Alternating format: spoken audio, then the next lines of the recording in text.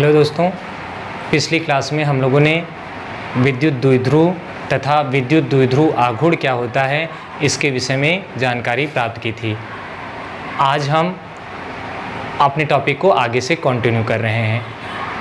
आपसे एक छोटी सी रिक्वेस्ट है कि आप इन वीडियो को सीक्वेंस में देखिए, जिससे आपके जो कॉन्सेप्ट हैं वो सुपर स्ट्रांग हो जाएं। यदि आप एक एक वीडियो करके देखेंगे तो मुझे पूरा विश्वास है कि आपका फिजिक्स में इंटरेस्ट भी डेवलप होगा और आपको सारी बातें कायदे से समझ में आएंगी। चलिए अपनी क्लास को शुरू करते हैं। आज का हमारा टॉपिक है विद्युत द्विध्रुव की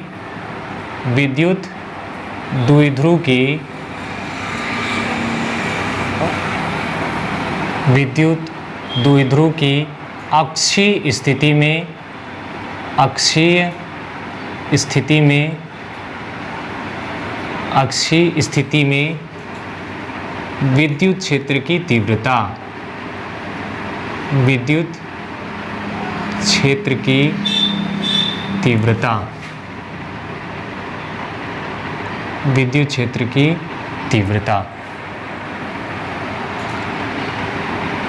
देखिए, कल मैंने आपको बताया था कि विद्युत द्विध्रुव क्या होता है।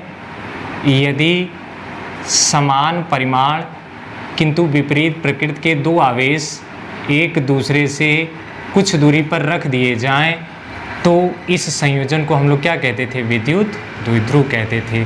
देखिए, ये हमारा क्या हो गया बाबू? विद्युत द्विध्रुव हो गया। मान लेते हैं कि ये बिंदु A है और ये है बिंदु B। इस विद्युत द्विध्रुव के जो बीच की दूरी है वो 2L है। कुल दूरी कितनी है? 2L है। इस विद्युत द्विध्रुव का मध्य बिंदु है O।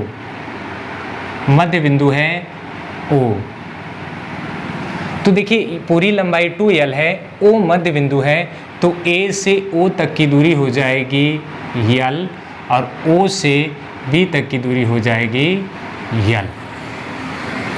हम निकालना चाहते हैं विद्युत द्विध्रुव की अक्षीय स्थिति में विद्युत क्षेत्र की तीव्रता। देखिए, अक्षीय स्थिति क्या होती है? यदि इस विद्युत द्विध्रुव के दोनों आवेशों को मिलाने वाली रेखा को मैं इस दिशा में आगे की ओर बढ़ाऊं, और इस रेखा को मैं पीछे की ओर बढ़ाऊं, तो यही कहलाती है इस विद्युत द्विध्रुव की अक्षीय स्थिति। हम अक्षीय स्थिति में विद्युत क्षेत्र की तीव्रता निकालना चाहते हैं, तो यहाँ पर मैं कोई बिंदु लेता हूँ P। मैंने कल आपको बताया था कि हमको जब भी किसी बिंदु पर विद्युत क्षेत्र की तीव्रता निकालनी होती है तो मैं उस बिंदु पर एक परीक्षण आवेश की कल्पना करता हूँ। यहाँ पर मैंने मान लिया कि एक परीक्षण आवेश है जो कि कितना है? +Q0। मैंने आपको बताया हुआ है कि परीक्षण आवेश धन आवेश होता है और ये हमेशा क्या होता है? धनात्मक होता है। देखिए, यहाँ पर +Q0 आवेश है, यहाँ पर +Q आवेश है, दोनों समान प्रकार के आवेश हैं, तो इन दोनों के मध्य जो बल लगेगा वो लगेगा प्रतिकर्षण बल। मतलब लगने वाले बल की दिशा क्या होगी? इस दिशा में होगी। किसके कारण? B पर रखे आवेश के कारण। और मैंने कल आपको बताया था कि लगने वाले बल की ही दिशा में होती है विद्युत क्षेत्र की दिशा। तो यहाँ पर विद्युत क्षेत्र की दिशा कुछ इस दिशा में हो जाएगी। इसी प्रकार से देखिए, यहाँ पर -Q का आवेश है, यहाँ पर +Q0 आवेश है। दोनों कैसे आवेश हैं? विपरीत प्रकृति के आवेश हैं, तो इनमें कैसा बल लगेगा? आकर्षण बल लगेगा। अर्थात ये वाला आवेश इस परीक्षण आवेश को अपनी ओर आकर्षित करेगा और इस ओर बल लगाएगा। और हमको पता है कि जिस ओर बल लगता है उसी ओर होता है विद्युत क्षेत्र। तो ये हो जाएगा E।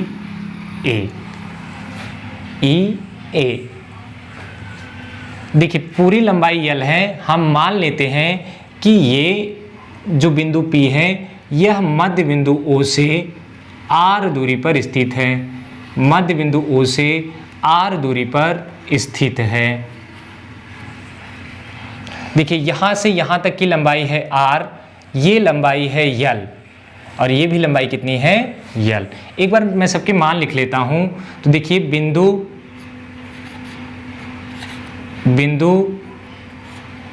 ए पर रखे, बिंदु ए पर रखे आवेश के कारण, बिंदु ए पर रखे आवेश के कारण विद्युत क्षेत्र की तीव्रता, विद्युत क्षेत्र की तीव्रता, विद्युत क्षेत्र की तीव्रता कितनी हो जाएगी?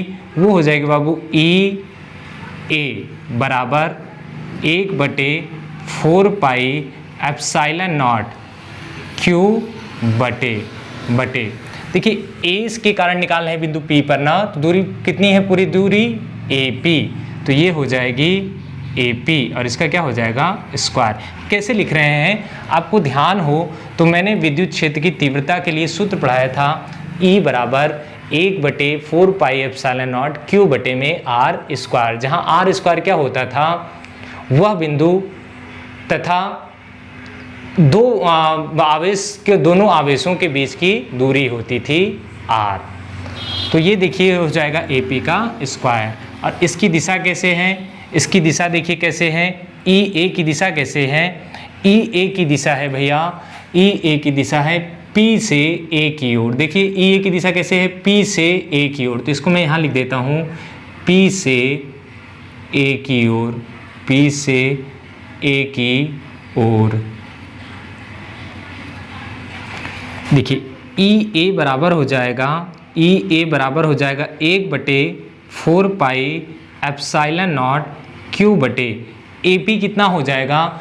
ए पी कितना हो जाएगा? देखिए ए पी निकालना है ना, तो ए पी बराबर हो जाएगा ए ओ प्लस ओ पी, तो ये पूरी दूरी हो जाएगी आर प्लस यल और इसका हो जाएगा स्क्वायर। इसको मानता हूँ मैं इक्वेशन नंबर 1।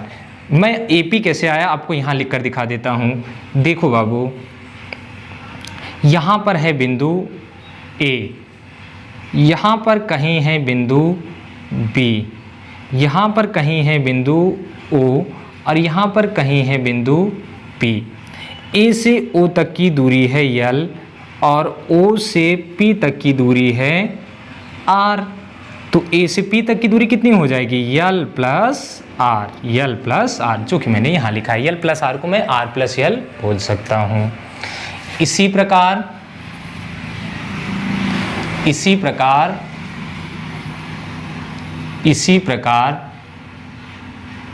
बिंदु बी पर रखे आवेश के कारण, बिंदु बी पर रखे आवेश के कारण विद्युत क्षेत्र की तीव्रता, विद्युत क्षेत्र की तीव्रता, विद्युत क्षेत्र की तीव्रता कितनी हो जाएगी बाबू?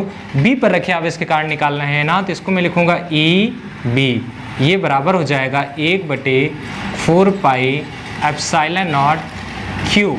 देखिए बी पर आवेश कितना है? क्यू बटे दूरी कितनी हो जाएगी? देखिए बिंदु बी पर आवेश कितना है? क्यू, और दूरी कितनी हो जाएगी? बी पी, तो ये हो जाएगा बी पी का स्क्वायर। तो ई बी बराबर आ जाएगा, ई बी बराबर आ जाएगा 1/4 पाई एप्सिलॉन नॉट क्यू बटे, देखिए बी पी कितना होगा? देखिए यहाँ से यहाँ तक की पूरी दूरी है आर, ये वाली दूरी है यल, तो बी पी हो जाएगी आर माइनस यल और इसका क्या हो जाएगा? स्क्वायर। इसकी दिशा कैसे है? ई बी की दिशा कैसे है? बी से पी की ओर। देखिए बी से पी की ओर, यहाँ मैं लिख देता हूँ बी से पी की ओर, बी से पी की ओर। इसको मैं मान लेता हूँ इक्वेशन नंबर 2।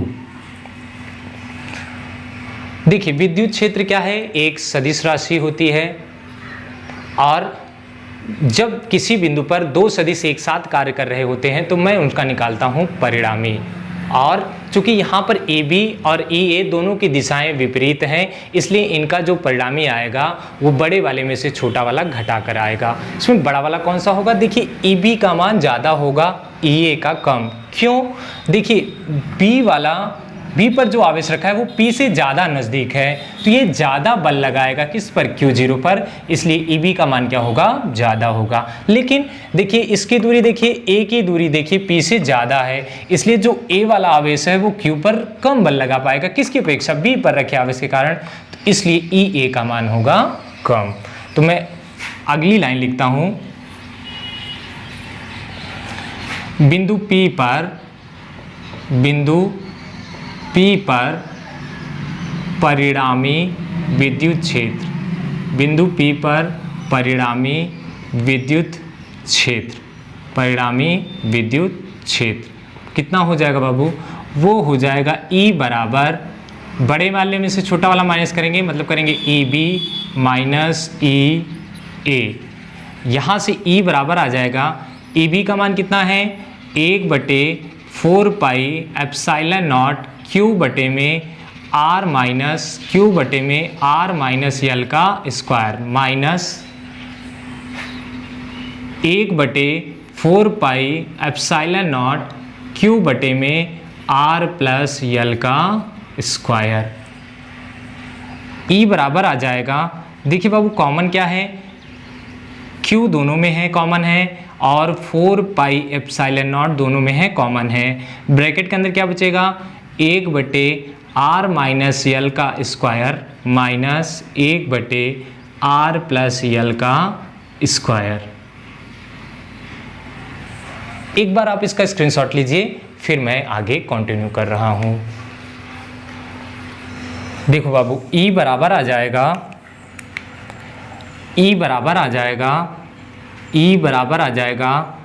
Q बटे में 4 पाई एप्सिलॉन नॉट,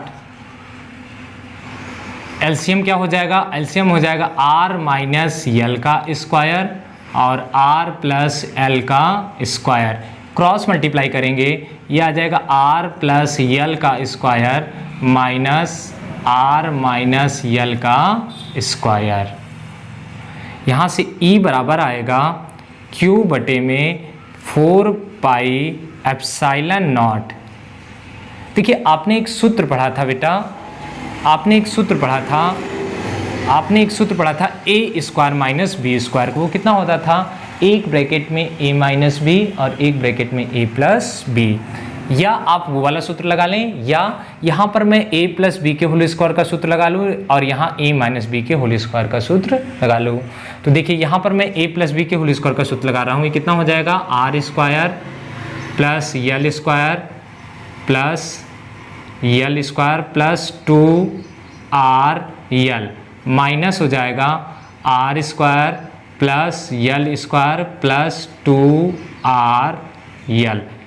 नीचे देखिए क्या आ जाएगा, यहाँ भी स्क्वायर, मैं दोनों को मिलाकर के लिख सकता हूँ और मैं इसको लिखूँगा r माइनस यल r प्लस यल, इसका हो जाएगा स्क्वायर। E बराबर आ जाएगा Q बटे में 4 pi epsilon not R square plus L square plus 2r यल। इस वाले ब्रैकेट को मैं माइनस से खोल रहा हूँ, ये हो जाएगा minus R square minus L square minus 2r L. नीचे कितना आ जाएगा बाबू, एक ब्रैकेट में a माइनस बी, एक ब्रैकेट में a प्लस बी, ये सूत्र होता है a square minus B square का, तो ब्रैकेट के अंदर आएगा R square minus L square का स्क्वायर। यहाँ जो मैंने दोनों सूत्र इस्तेमाल किए हैं मैं लिख देता हूँ।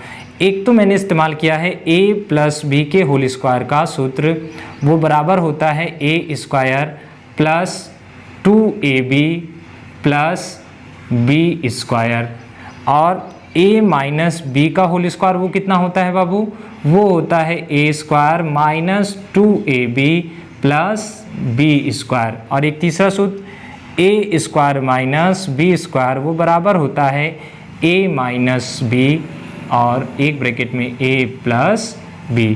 तो ये सूत्र हैं, इन्हीं सूत्रों का मैंने इस्तेमाल किया है।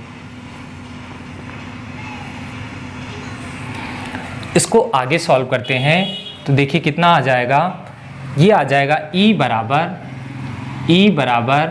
Q बटे में 4 पाई एप्सिलॉन नॉट, ये आएगा।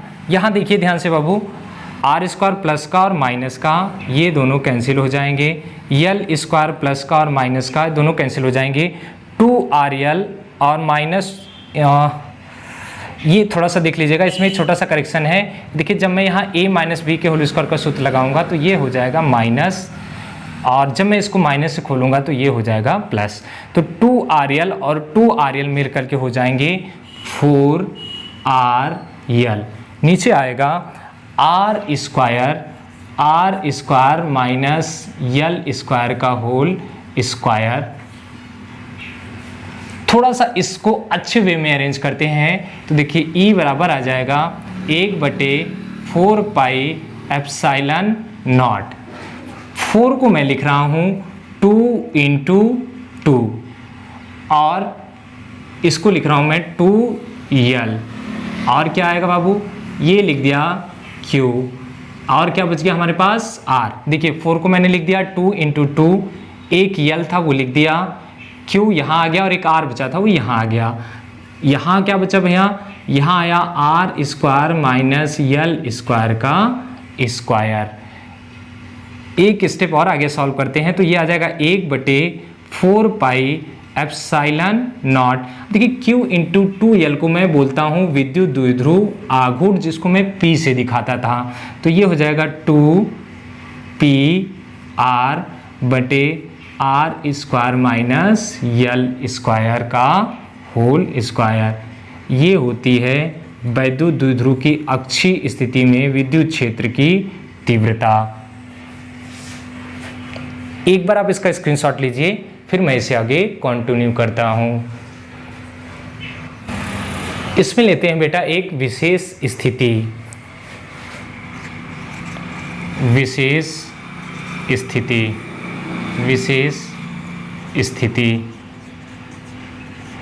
वो विशेष स्थिति कौन सी है,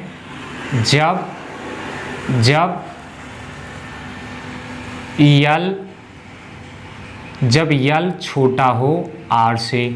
इसका क्या मतलब है, इसका मतलब है कि ये जो मैंने बिंदु लिया है वह विद्युत द्विध्रुव की लंबाई से बहुत ज़्यादा दूर स्थित है। तो इससे क्या पता चलेगा, दिस इज इम्प्लाइज दैट, यह इंगित करेगा कि यल का स्क्वायर और छोटा हो जाएगा किससे, R स्क्वायर से। यल square is much less than R square. तो इस स्थिति में लिखेंगे अतः R स्क्वायर के सापेक्ष यल स्क्वायर की